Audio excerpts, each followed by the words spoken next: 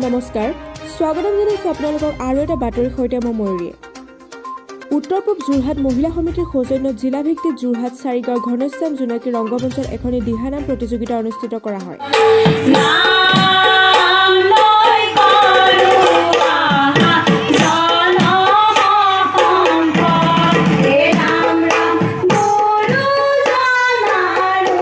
জিলাখনৰ বিভিন্ন প্ৰান্তৰ পৰা মুঠ প্ৰায় 28টা প্ৰতিযোগী দলে উক্ত প্ৰতিযোগিতাত অংশগ্ৰহণ কৰে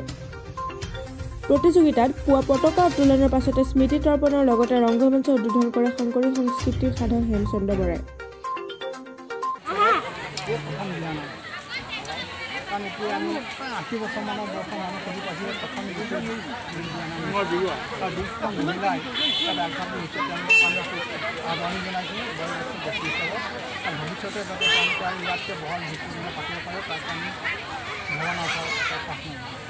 ভাষণ প্ৰসংগত বৰাই দিহানামৰ সম্পৰ্কত বহুতো গুৰুত্বপূৰ্ণ মন্তব্য আগবঢ়াই মঞ্চ উদ্বোধন কৰে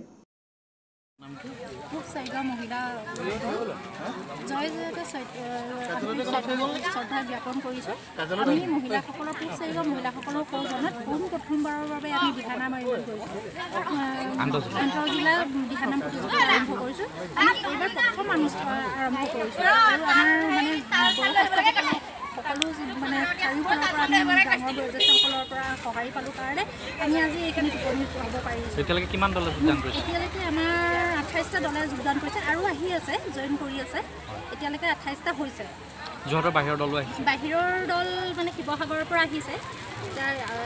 শিৱসাগৰৰ দলৰ জইন কৰিছেহি মানে বিভিন্ন জিলাৰ পৰা আহিছে আৰু কিমান দেৰিলৈকে হ'ব আমাৰ দলৰ ওপৰতহে নিৰ্ভৰ কৰিব 10টা বজালৈকে টাইম আছে কিন্তু দলৰ ওপৰত নিৰ্ভৰ কৰি প্ৰশাসনৰ সকলো নিয়ম মানি লৈছোঁ আমি কোভিড বিধি মানি পেলাই আমি আৰম্ভ কৰিছোঁ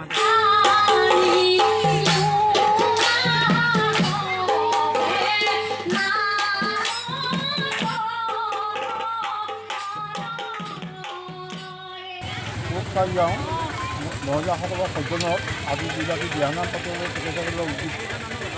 উঠি আহিছিলে তেখেতসকলৰ মোৰ আন্তৰিক ধন্যবাদ জ্ঞাপন কৰিছোঁ আৰু যাতে ভৱিষ্যতেও এইদৰে তেখেতসকলে আৰু উৎসাহেৰে আৰু উদ্যমেৰে কাম কৰি যাব পাৰে তাৰ কাৰণে আশা ৰাখি যোৰহাট গড়মূৰৰ পৰা অজিত ফুকনৰ ৰিপৰ্ট যোৰহাট টাইপ 24